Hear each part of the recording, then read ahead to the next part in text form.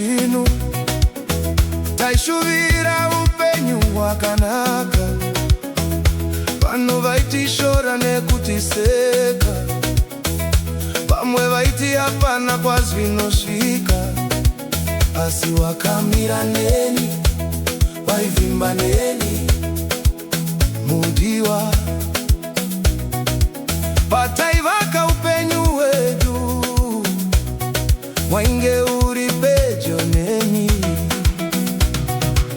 Wakachengeta chidzidzo chedu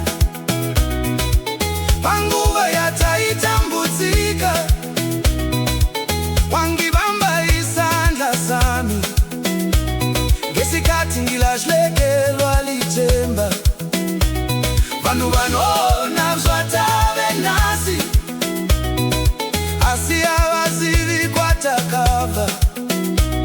Wakachengeta chivimbiso cherudo, ndinokutenda mudiwa wangu.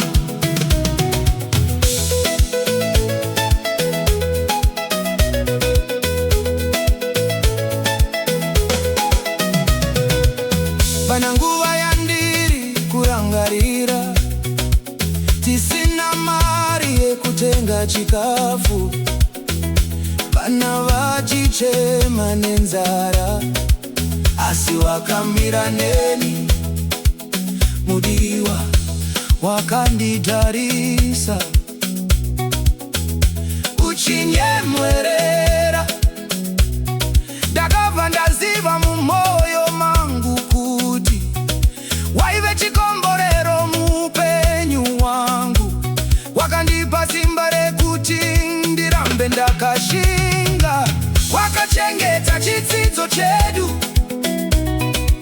panguva yataitambudzika, wangivamba isandla sami ngesikhathi ngilahlekelwa lithemba. Vanhu vanoona zvatave nhasi, asi havazivi kwatakabva.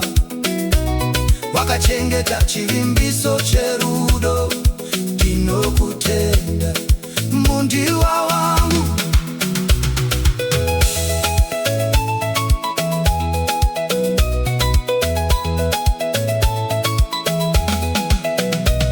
Vana vedu vakakurira munamu, asi nhasi vave nemhuri dzavo.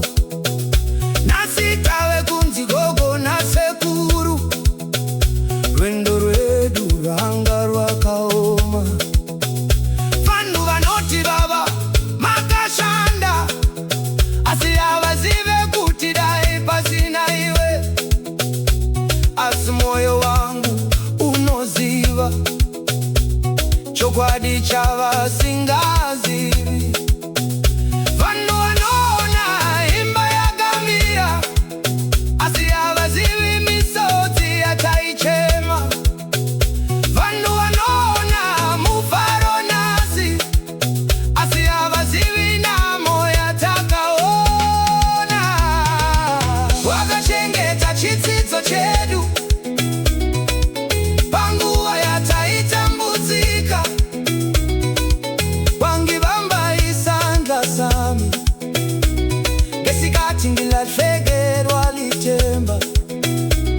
Vanhu vanoona zvatave nhasi, asi havazivi kwatakabva.